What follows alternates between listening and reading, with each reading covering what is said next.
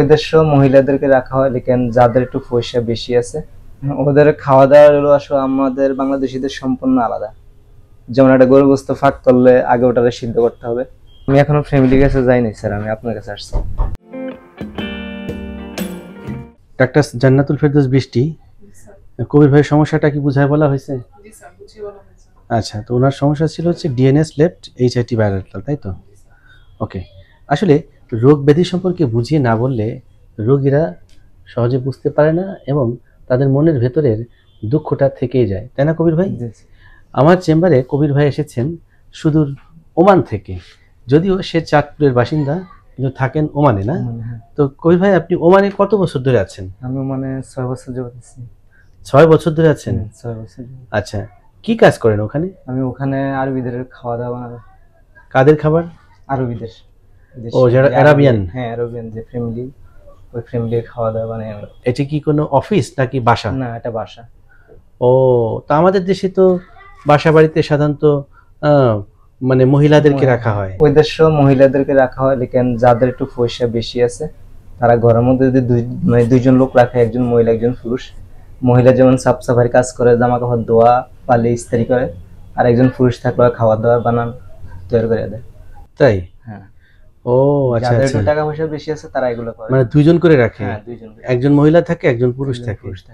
আচ্ছা, যদিও আমি আমার নিজের আগ্রহ থেকে একটা বিষয় জানতে চাই আপনার কাছ থেকে, সেটা হচ্ছে যে এই যে আপনার রান্নাবাড়ার কাজ করেন, ঠিক আছে, এতে করে আপনার পারিশ্রমিক বিষয়টা কেমন? পারিশ্রমিক বিষয়টা হলো মোটামুটি মানে চলার মতো হয়।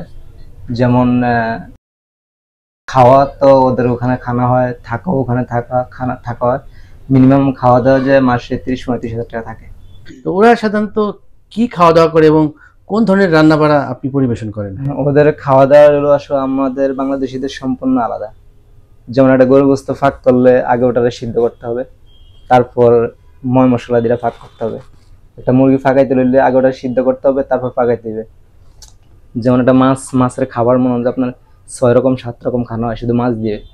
মাছের বিরিয়ানি হয়, মাছের বুনা খিচুড়ি হয়, মাছের তরকারি হয়, মাছের একটা বাহারি আছে, ওটা মানে ফ্রাই করে না, এমনিতে সব পানির মধ্যে ছাইড়া দেয়, উপর দিয়ে আম দেয়, লেবু দেয়, এরকম বিভিন্ন ধরনের মানে শুধু মাছের মধ্যে 7-8 রকম খাবার হয়। হ্যাঁ, একটা মুরগি দিয়ে 6-7 রকম খাবার হয়। বাহ! মুরগি দিয়ে আপনার বিরিয়ানি হয় 3-4 রকম। মুরগি দিয়ে বিরিয়ানি 3-4 রকম। সো ভিউয়ার্স, দেখুন, আমাদের দেশ থেকে যারা প্রবাসে যায় তারা কিন্তু অনেক কষ্ট করে। এই কষ্টটা তারা নিজেদের মধ্যেই রাখে। যে হাড়ভাঙ্গা খাটুনি, যে পরিশ্রম, সেটা কিন্তু তারা কখনো প্রকাশ করে না। মাঝে মধ্যে যখন আমার চেম্বারে এসে তারা তাদের এই পরিশ্রমের কথাগুলো আমার কাছে বলে, তখন আমি সত্যি একটু ইমোশনাল হয়ে যাই যে এই মানুষগুলো কত পরিশ্রম করে।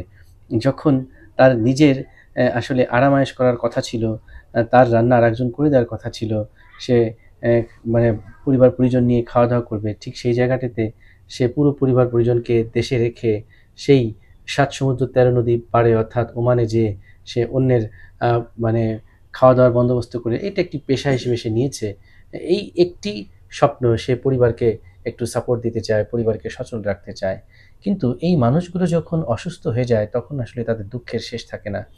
আর সেই অসুস্থতা নিয়েই কিন্তু কবির ভাই ছুটে এসেছে সুদূর ওমান থেকে বাংলাদেশে ম্যালিয়াস ইএনটি স্পেশালাইজড হসপিটালে আমার কাছে চিকিৎসা গ্রহণ করার জন্য এসেছে। তো কবির ভাই, আপনি কি একটু বলবেন যে কি কি সমস্যা হয় আপনার?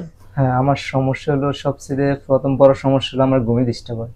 যেমন আমার মাথার মধ্যে আপনার একটু গরম বাতাস লাগলে বা গরম একটু রোদ্রের মধ্যে গেলে বা একটু গরম পানি দিয়ে আমি গোসল করলাম, আমার দিনকে সারা রাত্রে ঘুম হইবে না। যেমন মাথার মধ্যে ঠান্ডা পানি লাগলে, একটু ঠান্ডা পানি দিয়ে আমি গোসল করলে আমার ওই রাত্রে ঘুম হইতে না, গলা শুধু শুকিয়ে যাইব, শুধু পানির পিপাসা লাগবো। তারপর হলো আমার মাথার তাইলা থেকে মানে গাল চাপা পর্যন্ত চোখের গোড়া, নাকের গোড়া এদিক দিয়ে মানে পুরো ধরা থাকবে এটা। আচ্ছা, এটা আগে খুব কম ছিল, এখন রেগুলারলি থাকে এগুলা। আমি ঘুম নিয়ে খুব একটা কষ্টে আছে, একবার প্রচুর পরিমাণে। আচ্ছা আচ্ছা, এই মিনিমাম এই 3 বছর ধরে আমার ঘুমে প্রচুর কষ্ট। আচ্ছা, আমি ওই দেশে অনেক ডাক্তার দেখাইছি, ডায়াবেটিস মানে পেটের লিভার, কিডনি হইতে ব্লাড বিভিন্ন রকম ভাবে চেক করা হয়েছে, এই সমস্যা পায়নি, কিন্তু কাজ হয় না। আমি আপনার ভিডিও দেখে দেখে দেখে দেখে দেখে দেখে আমি অনুভব করছি যে আমার নাকে হাড় বাঁকা ছিল, জানি দেখেন সাইনোসিটিক ছিল, ওষুধ খাইছি, কাজ করে না এগুলা। আচ্ছা, তাহলে আমি একটু বলতে চাই যে কবির ভাইয়ের কি হয়েছে। এই যে খেয়াল করুন, এটা হচ্ছে নাকের হাড়, এটা বেঁকে এভাবে বাম দিকে চলে গিয়েছে, একদম ভাঁজ হয়ে গিয়েছে। আমরা যদি এই স্লাইডটাতে দেখাই, হ্যাঁ, এই যে খেয়াল করুন বাঁকা হয়ে গিয়েছে। অর্থাৎ যেদিকে হাড় বাঁকা বাম দিকে, তার বিপরীত পাশে টার্বিনেটটা সাধারণত অতিরিক্ত মাত্রায় ফুলে যায় এবং এখানে টার্বিনেট ফুলে গিয়েছে।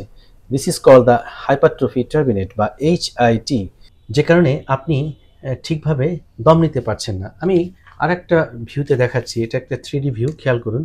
এই যে নাকের হাড় কিভাবে বাঁকা, এরকম সোজা থাকার কথা ছিল, কিন্তু আপনি খেয়াল করুন আপনার হাড়টি ঠিক এইভাবে বেঁকে আছে। আপনি বলুন তাহলে কি এদিক দিয়ে বাতাস ঢুকতে পারবে? পারবে না। এই কারণেই আপনার নাক বন্ধ থাকছে। এখন নাক দিয়ে আমরা কি করছি? নাকের কাজ হচ্ছে হ্যাঁ রেসপিরেশন, অর্থাৎ শ্বাস প্রশ্বাস। আমি গ্রহণ করব, ছাড়বো, এটা একটা কাজ। আর একটা কাজ হচ্ছে ঘ্রাণটা নেওয়া। হ্যাঁ, আমরা সুন্দর সুন্দর যে ঘ্রাণ আছে, এটা কিন্তু সম্ভব হচ্ছে আমরা নাক দিয়ে নিতে পারছি। সেজন্যই আমরা বুঝতে পারছি আমাদের যে অলফ্যাক্টরি নার্ভ বান্ডেল, সেটা কিন্তু নাকের ভিতরে রয়েছে। সেখান থেকে আমরা অলফেকশন বা ঘ্রাণ গ্রহণ করে থাকি। এখন যাদের এরকম নাকের হাড় বাঁকা থাকে, মাংস ফোলা থাকে, তারা যখন সঠিকভাবে অক্সিজেনটা গ্রহণ করতে পারছে না, আস্তে আস্তে শরীরটা একদম ঝিমিয়ে যায়। অর্থাৎ সেলগুলো যখন প্রপার অক্সিজেনেশনের মধ্যে না থাকবে, তখন ক্লান্তি বোধ হবে, মাথা ভার হয়ে যাবে, সাইনোসাইটিস ডেভেলপ করবে, মাথা ব্যথা করবে, ঘুম কম হবে। অর্থাৎ আপনি ফিজিক্যালি আনফিট হয়ে যাবেন এবং মনে হবে জীবনটা কতটা দুর্বিষহ। এরকম একটি দুর্বিষহ জীবনেই কিন্তু আপনি অলরেডি চলে গিয়েছেন, তাই তো? যে কারণে আপনি ওমানের থেকেও কিন্তু এভাবে ছুটে এসেছেন। আমি এখনো ফ্যামিলির কাছে যাইনি স্যার, আমি আপনার কাছে আসছি। তো এভাবে প্রায়ই আমার চেম্বারে অনেক রোগী সরাসরি বিদেশ থেকে আমার চেম্বারে চলে আসে বাসায় না যেয়ে। আমি তখন বুঝতে পারি যে তার রোগটা কতটা সিরিয়াস এবং সে কতটা যন্ত্রণার মধ্যে আছে। ওই একটি আশা, সে যেন দ্রুত সুস্থ হয়ে যায়। এবং আমি কবির ভাই আপনাকে আশ্বস্ত করছি, আপনি যে কষ্টের মধ্যে আছেন, আপনার রোগটা কোনো জটিল কোনো রোগ নয়। এটা ভেরি সিম্পল, নাকের হাড় বাঁকা, মাংস ফোলা, এটাকে সহজেই আমরা সমাধান করতে পারবো। ঠিক আছে, আমরা যে কাজটি করতে চাই, endoscopic septoplasty with turbinoplasty under general anaesthesia. এই কথার অর্থ হচ্ছে আপনার বাঁকা হাড়টাকে আমরা সোজা করে দেবো, টার্বিনেটগুলোকে আমরা রিডাকশন, অর্থাৎ এখানে যে টার্বিনোপ্লাস্টি করলে জায়গাটার মধ্যে আরও স্পেস তৈরি হবে। ঠিক আছে, আর তখন আপনি আরামে শ্বাস গ্রহণ করতে পারবেন, ছাড়তে পারবেন।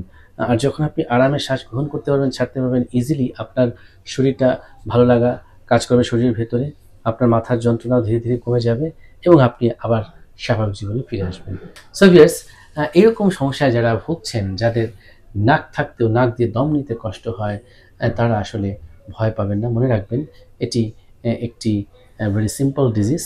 এই ডিজিজে আক্রান্ত হলে ভয় পাবার কোনো কারণ নেই। সঠিক সময়ে চিকিৎসা গ্রহণ করলে আপনি আবার সুস্থ সুন্দর স্বাভাবিক জীবনে ফিরে আসতে পারেন। আসুন আমরা সচেতন হই, কারণ সচেতনতাই পারে আমাদেরকে মুক্তি দিতে। Thank you very much for watching this video.